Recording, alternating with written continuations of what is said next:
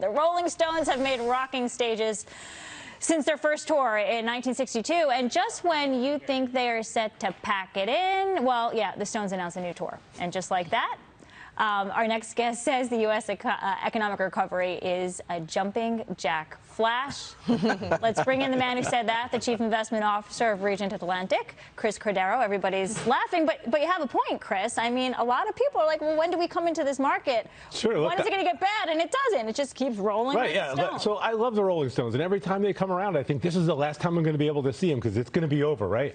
And then they announce another tour, and they're just really old. Right. That's just like this economy. This economy is in the longest, slowest recovery we've ever had, and so we just have to realize that it's able to keep going, but it's going to be at a slower pace. And just like the Stones, it's older. The demographics of the economy is older. So I think what we're going to see is just continued growth, but slower growth. And we just have to get used to that. What growth are you looking at in 2020, though, GDP-wise? GDP-wise, like 1 to 2%. Okay. And yeah, it's okay. It's, you know, I can't get them a lot of satisfaction there, but, you know, it's good enough. It's sort of what I need.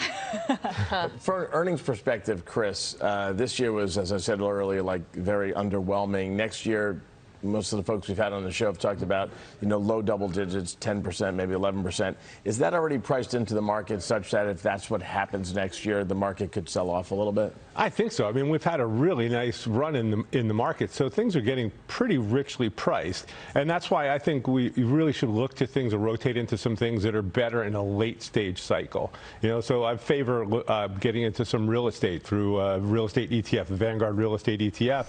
Because in a late stage cycle, real estate tends to do better. You got more predictable cash flow.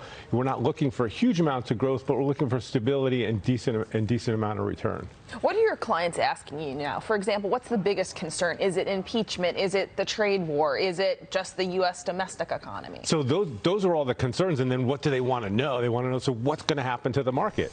And, you know, it's funny if you think about it, like last year, Christmas Eve was the bottom of the market, and everybody was feeling kind of pessimistic. Yeah. We were so close to a bear market at this point last year, and Steve noted earlier that the change was really the Fed. We're looking at Dow, what, 28,500 and change. I mean, do you see Dow 30,000? If so, when?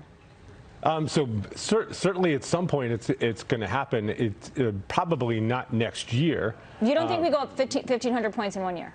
Probably. I think it's going to be a slow growth year. So I look for you know, modest returns, and that's where I also think you need to be somewhat defensive as you're going forward in this. Yes. Well, Chris, with the politics unfolding, finally the market's going to have to start paying attention to what these people are saying.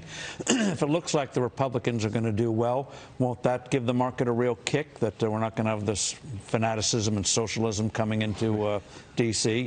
any more than it already is? Yeah, well, certainly I think that, I mean, the election means that there's likely to be more volatility going forward. I mean, the market would probably like a Republican instead of a Democrat. Which way it responds, I mean, I got that call completely wrong in 2016 as far as what was going to happen to the market after Trump got elected.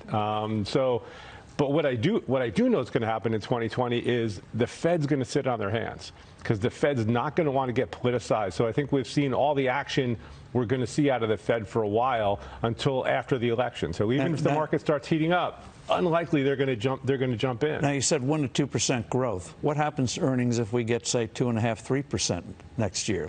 Let's say the economy gets that second wind, third wind, fourth wind. Yeah, that would be. I mean, that would be a really good second wind if we got 2 to 3%. I mean, just looking at, you know, our workforce isn't growing as much as it was. So all of that's got to come out of improvements in productivity, and that's going to be pretty difficult to do. Put us in 2020. What are your stock picks for the new year?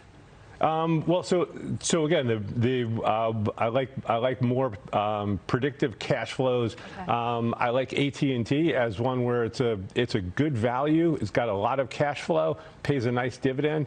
I also like Exelon, a very clean, low-cost producing utility. What about Uber? A lot of folks are saying, look, they have the market share.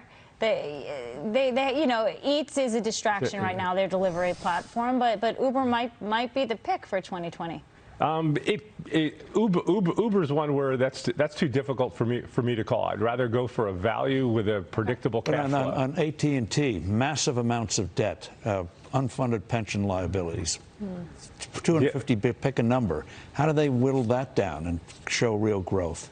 Well, so with their 5G and wireless strategy, if that takes off, that could add a lot of cash flow to them to retire a lot of that debt.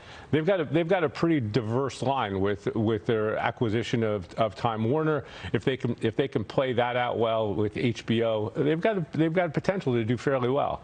Right. They bring in the talent to do it? Yes. And the Good. talent is expensive. Yes. Christ Cordaro, Like sports. thank you very much.